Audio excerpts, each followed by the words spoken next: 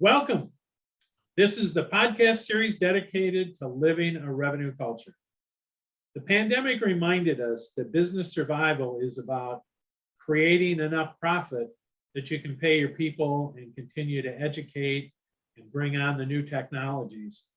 It also reminded us the only way you can do that is when you create first a people first culture, because it's really the people in the culture that are the ones who do the scale and the creativity and the evolution of your company.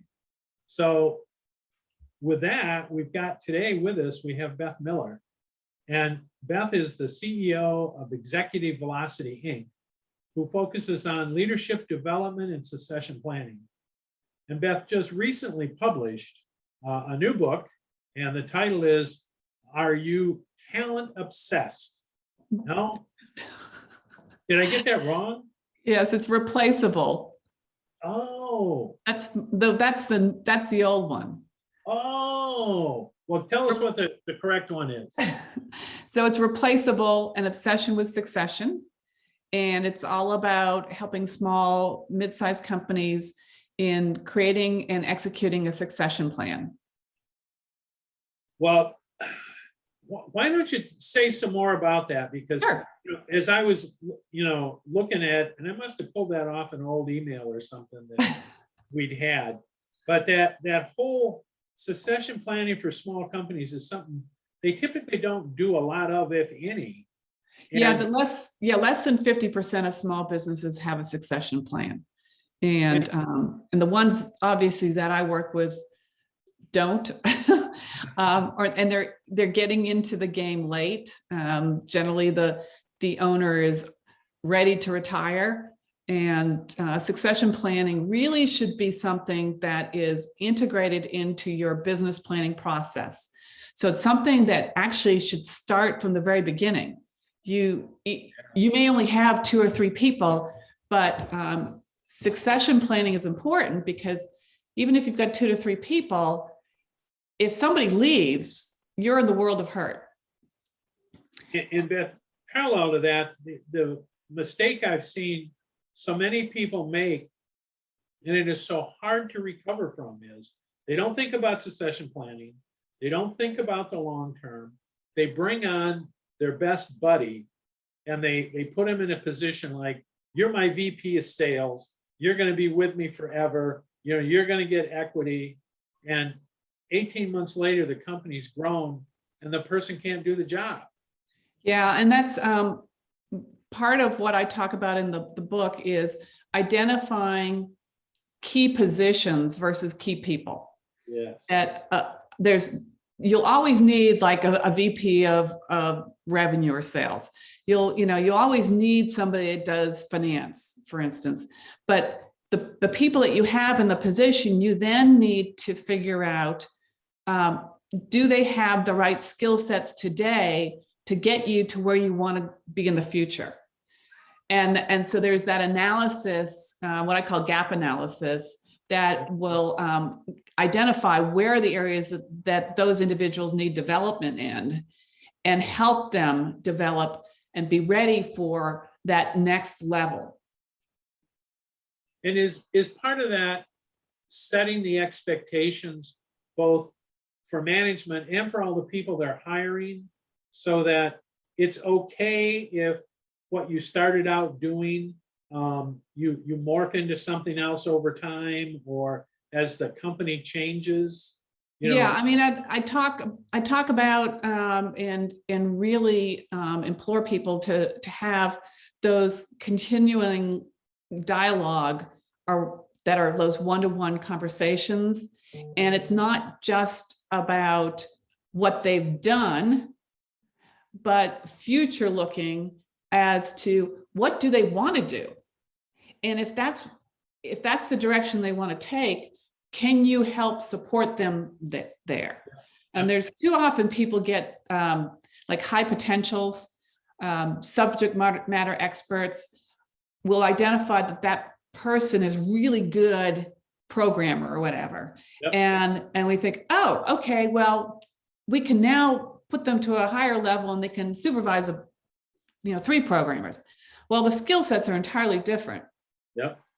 And so you need to understand what the competencies are in your organization that are leadership oriented, and then be able to measure those competencies against the people that are in the leadership positions and those people that may be rising into a leadership position, and help them fill those gaps.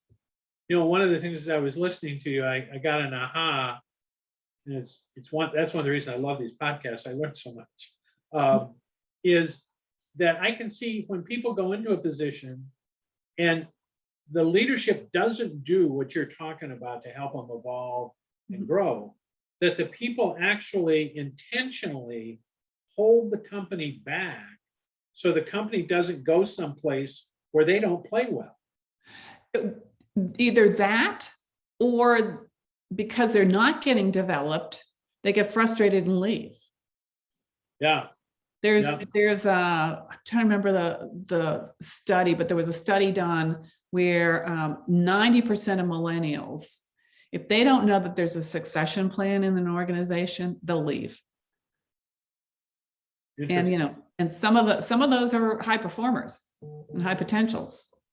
And it's the other thing is I'm listening, I'm imagining that some people that today there's, particularly for early entrepreneurs, the short-term skill set versus the long-term skill sets are really quite different.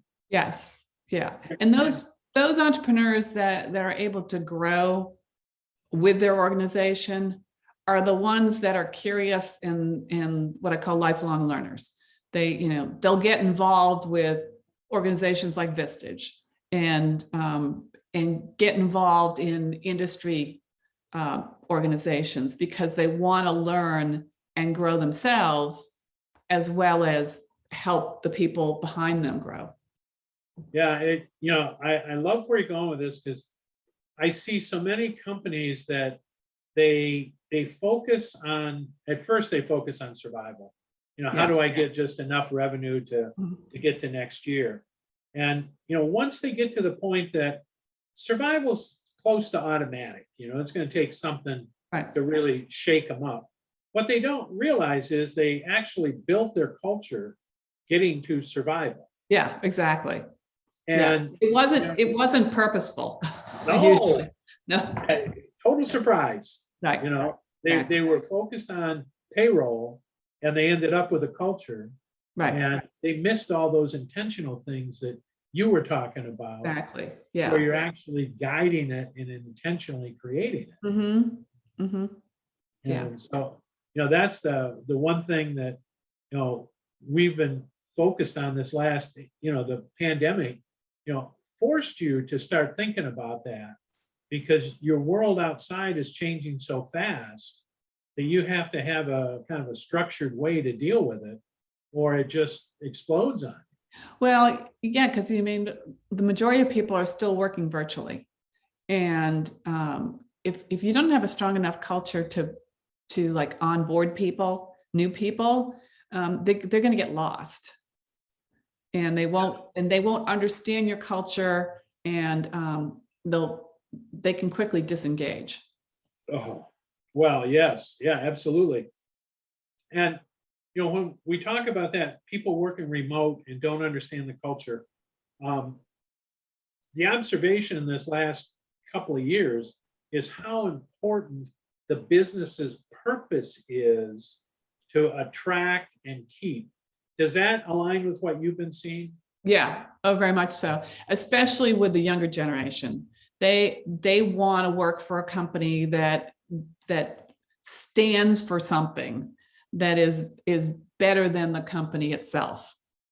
And those leaders that understand that not only can craft that purpose from a standpoint of the words, but also live their purpose. That they integrate that messaging all the time when they're meeting with their employees, either one-on-one or in teams. So it's constantly reinforced, and that's where you find really strong cultures.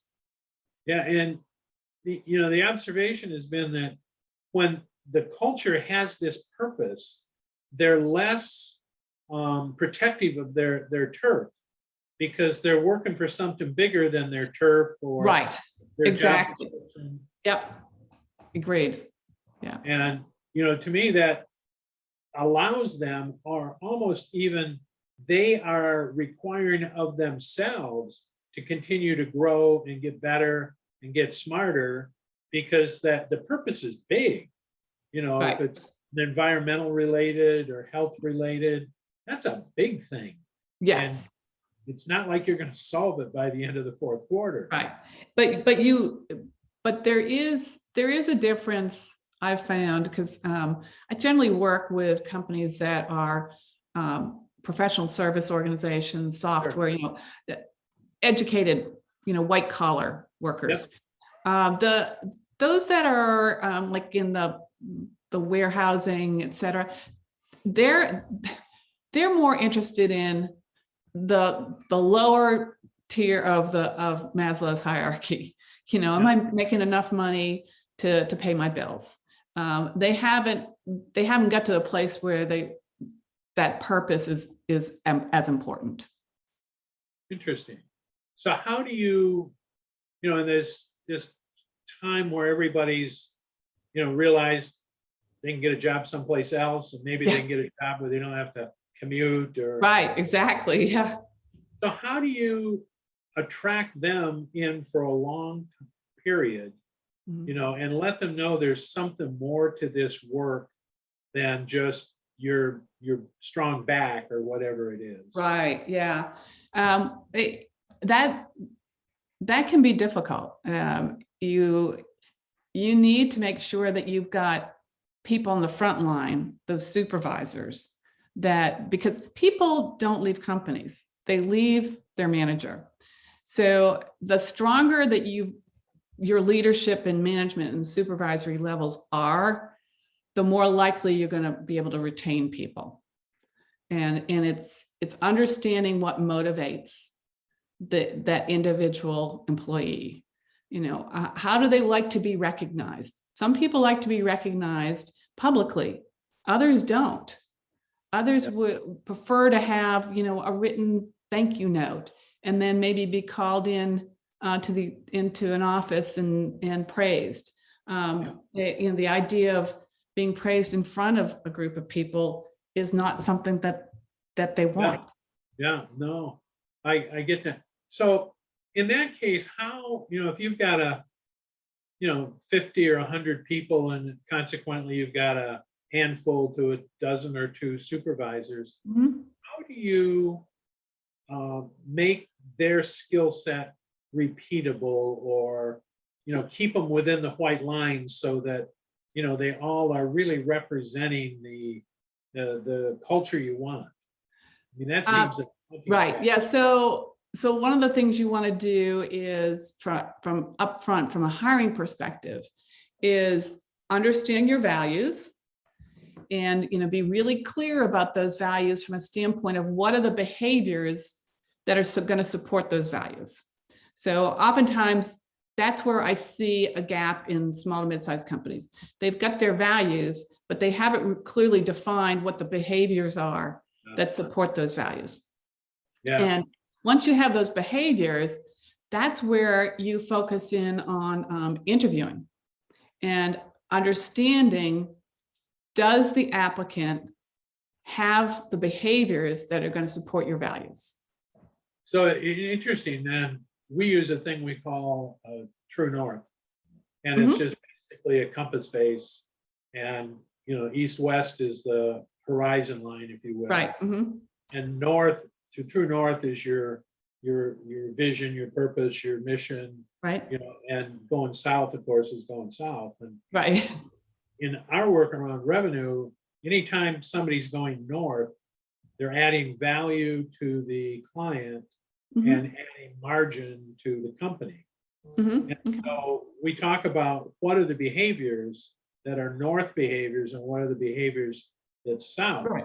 Part of what I'm hearing is, you know, we talk about typically strategically, but that really should cascade down.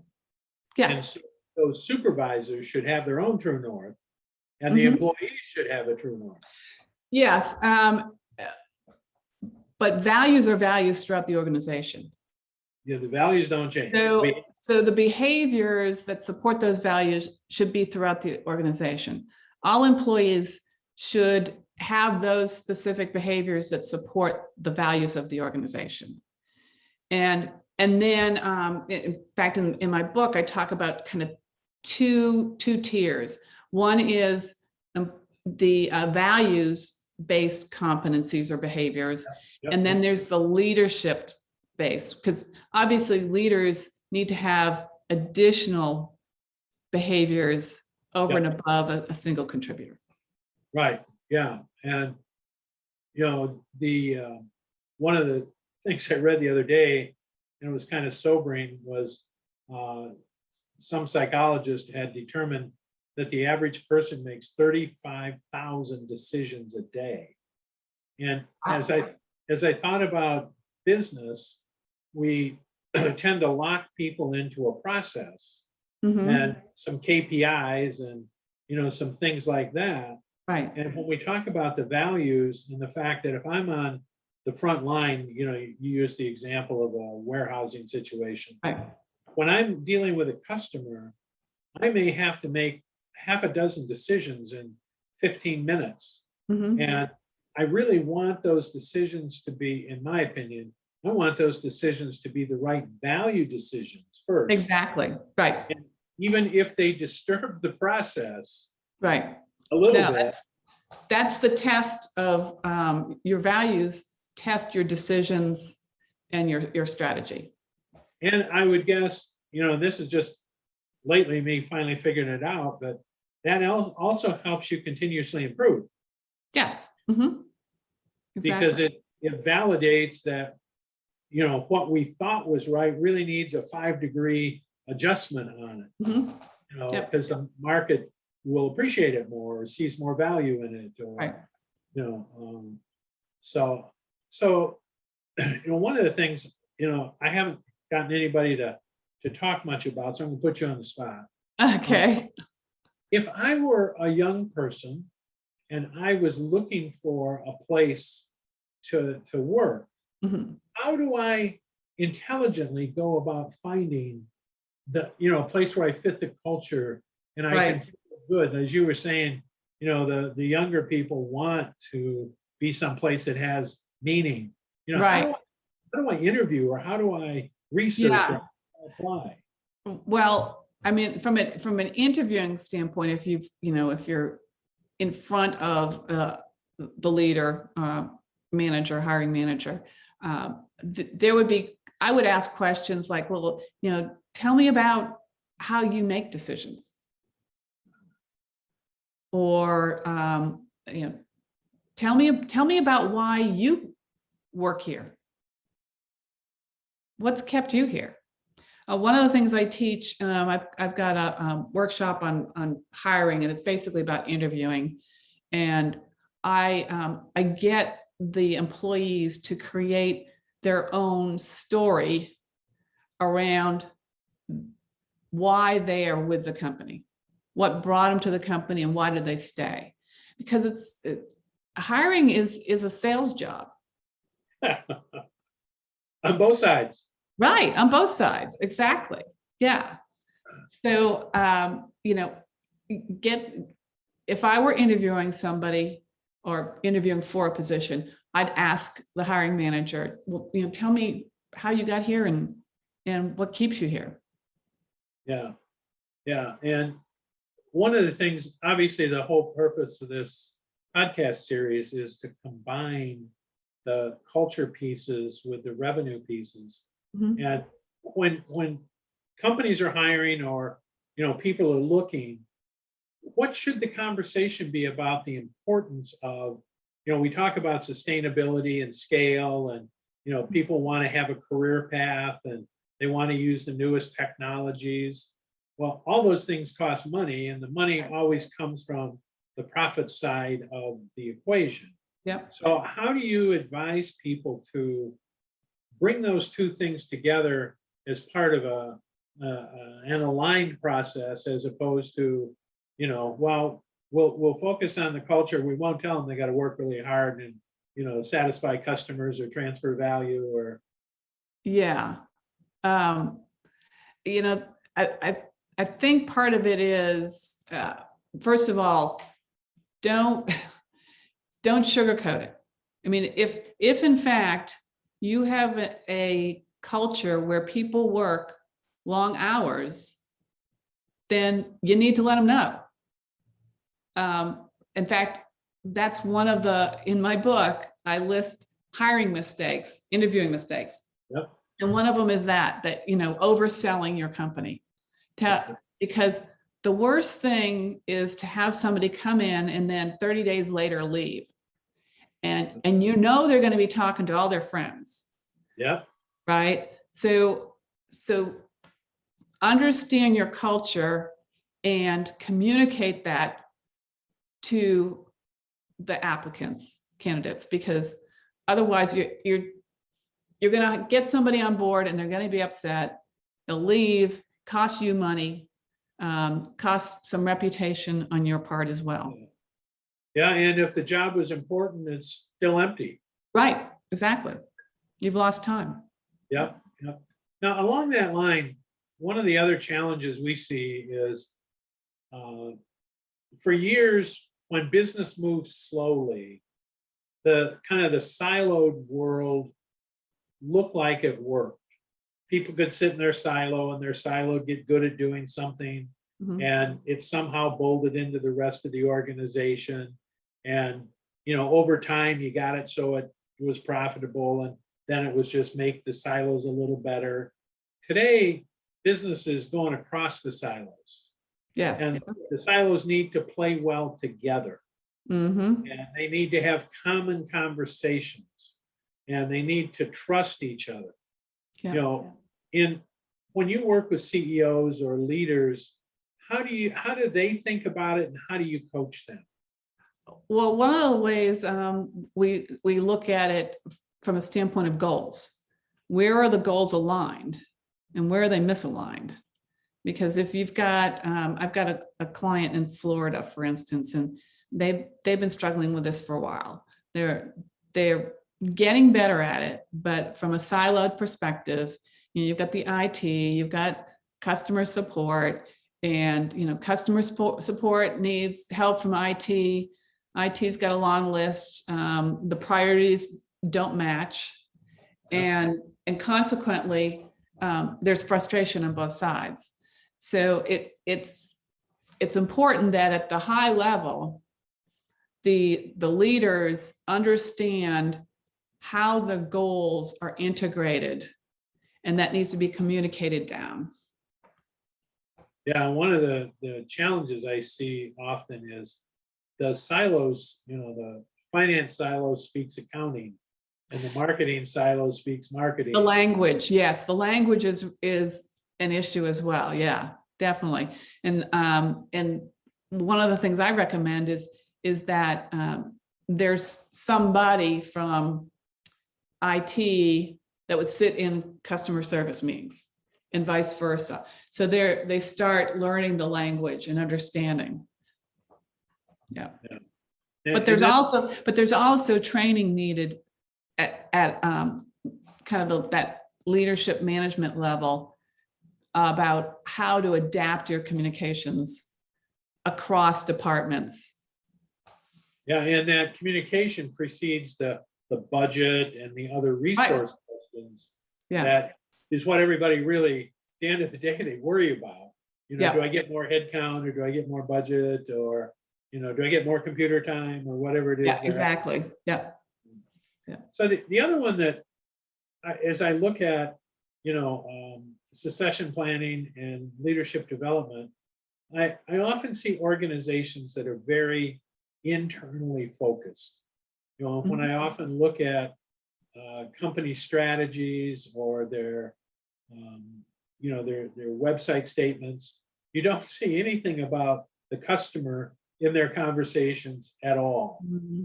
And particularly when you go now into the silos, how do we get the organizations to recognize that the value that the organization creates is only measured by the customer who's willing to pay for it.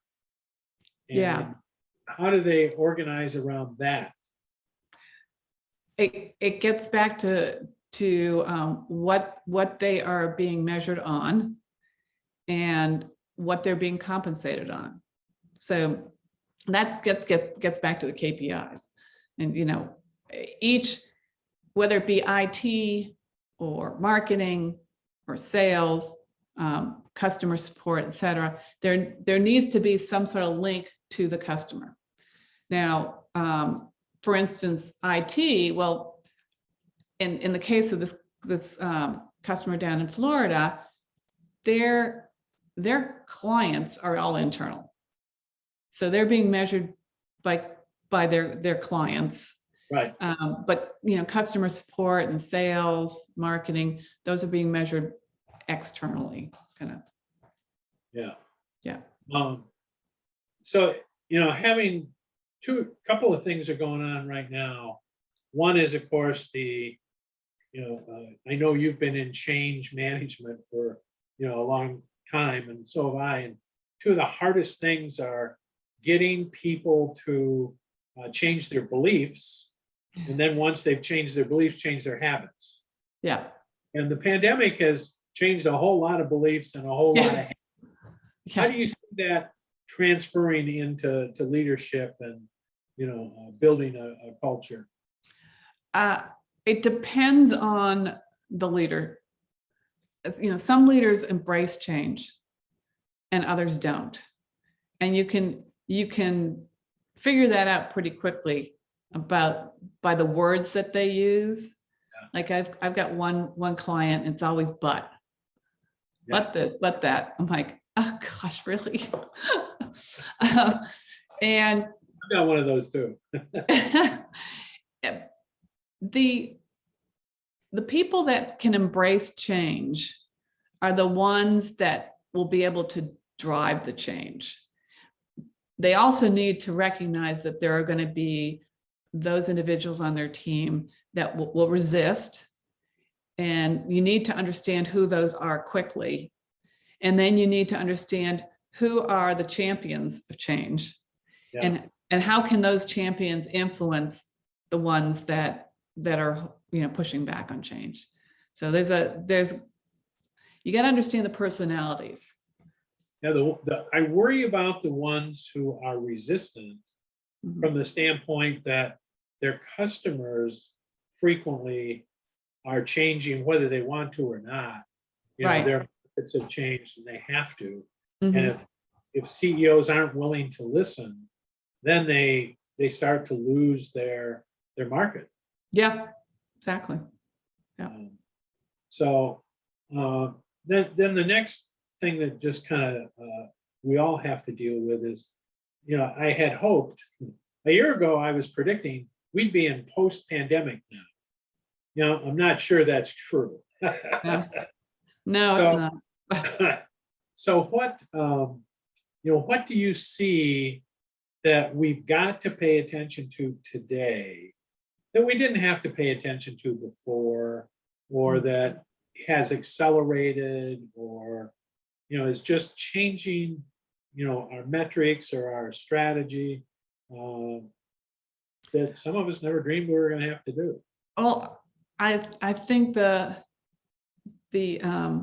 fact that most of us are still working remotely, and there's a lot of hybrid meetings where there's some people that are there in person and others that aren't. Those could even be trickier because you're dealing with two dynamics there. I mean, being able to hone your skills from a standpoint of Zoom and engaging people, I think there are a lot of people still have not embraced it. Yeah. They're doing it because they have to do it, but that doesn't mean that they're doing it well. Yeah. Begrudging sometimes looks really bad. Yeah, and then you think about new employees. How do you integrate them into your culture remotely? How do you get them engaged? How do you get them to, to connect and, make friends? Work pre-pandemic, work, you spent majority of your time with other people. Yep. And now all of a sudden, you're at home trying to take care of your kids, your dogs, whatever. But you're not having that interaction. Now, some people are fine with that, the introverts, but there's a lot of us that need that interaction that's personal and not the Zoom interaction.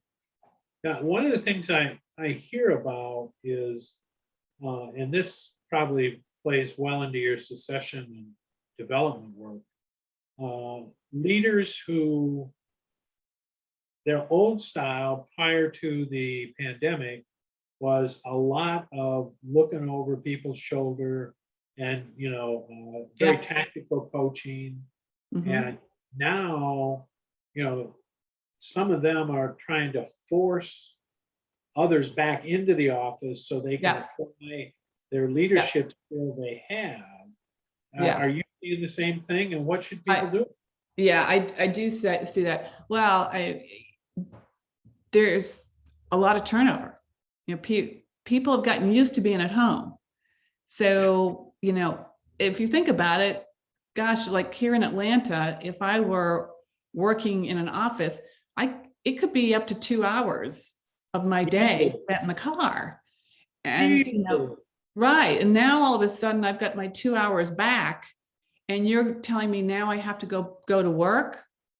Well, gee, then I want to get paid more. Yeah. So there is a lot of turnover right now, especially those kind of lower level positions. And people don't want to go back to work. They want to work, but they don't want to go into the office. This is interesting.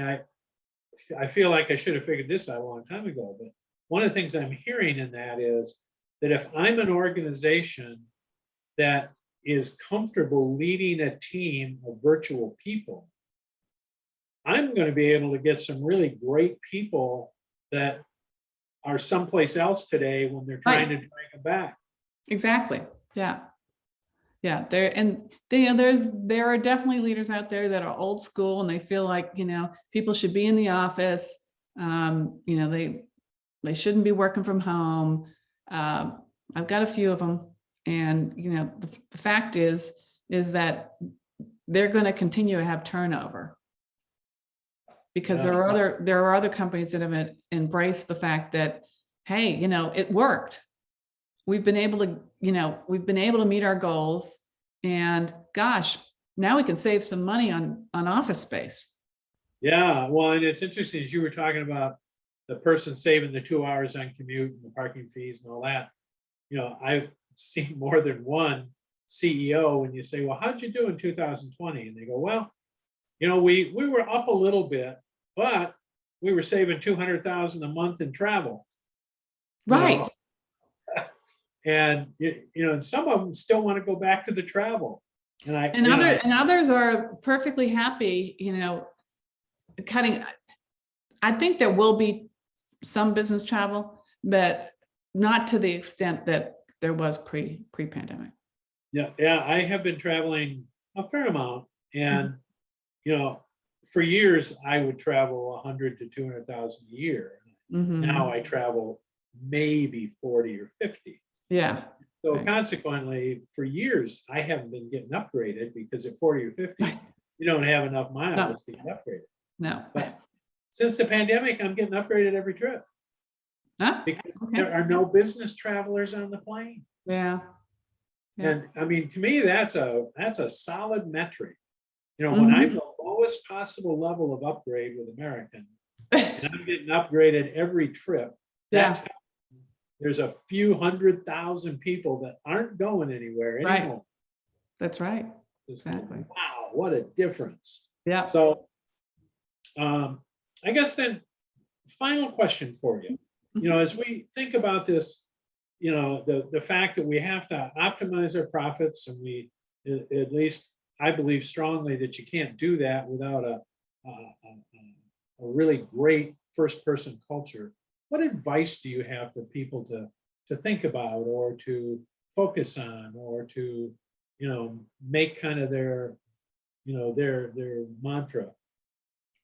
I think for leaders, it's not about you, it's about them, and making sure that you care and nurture your employees, and that those individuals that really get their employee and understand how they're motivated, understand their strengths and their challenges, and place them in positions where they can grow, but they're not stretched where they're broken. And that I told you I was going to, I have to bring up your quote. Okay. For those listening, Beth does the Executive Velocity blog. Is it a weekly, or how often do you do it? It's like twice a month. I'm Twice a not month. that regular. And well, it's high. I wonder how you get so much done, because it's very well done and it's substantial. But as I was reading it this morning, there was a quote in it that when I looked at it, I thought, oh my gosh, this is perfect for our call today. And the quote is, when well done, hiring can be a competitive advantage for a company. In today's world, great talent is what will make your team successful. And to get great talent, you need a consistent process. And so, can you just embellish that a little bit? Because I completely agree that if you're going to have a great people first culture, recruiting and getting great talent is absolutely a competitive advantage. Yeah. And what I have seen is, and again, I spend most of my time in small to mid-sized companies. And what I find is that there's not a consistent process that, but there are people within the organization that have best practices, but the other people don't know about it. Right. And it's identifying where your process is shining and replicating it across the organization. The other is to integrate an assessment tool, a validated hiring assessment tool. Many companies will use DISC or Myers-Briggs, Yep. neither of which are validated for hiring purposes. So Right. That's a big no-no. So make sure that the assessment that you use is validated for hiring. And I recommend that you do it after that first interview, and that you're getting ready to call them back for a second, because then it'll give you a sense of where you want to focus your attention on the interview process. Yeah. And it's interesting. It sounds like part of what you just were talking about, what we talked about earlier, that we need to get this across the silos in a common language around how to do the hiring. Exactly. So that we learn from everybody else inside our organization. Yeah, exactly. Well, Beth, Consistency breeds consistent results. Consistent. well, and if I work for the company, the culture, if it lacks consistency, then all of a sudden the culture becomes random. Yes, right. And you can't scale or sustain a random culture. No. Because you can't continuously improve it. It kind of just rolls downhill however it wants to do it. Exactly. Yeah. So, well, this has been great. I've thoroughly enjoyed it. I thank you for being part of this today. And is there any last words you want to leave with anybody, or? I think the thing I would want to leave with your listeners is that in order to really solidify culture, you need to understand your values and the behaviors that support those values, and then interview accordingly. And so one last thing, the correct name of the book is? Replaceable, An Obsession with Succession. Great. So again, thank you. And thank everybody for joining us today. And every 2 weeks we do one. So keep with us, please. Thank you, Rick.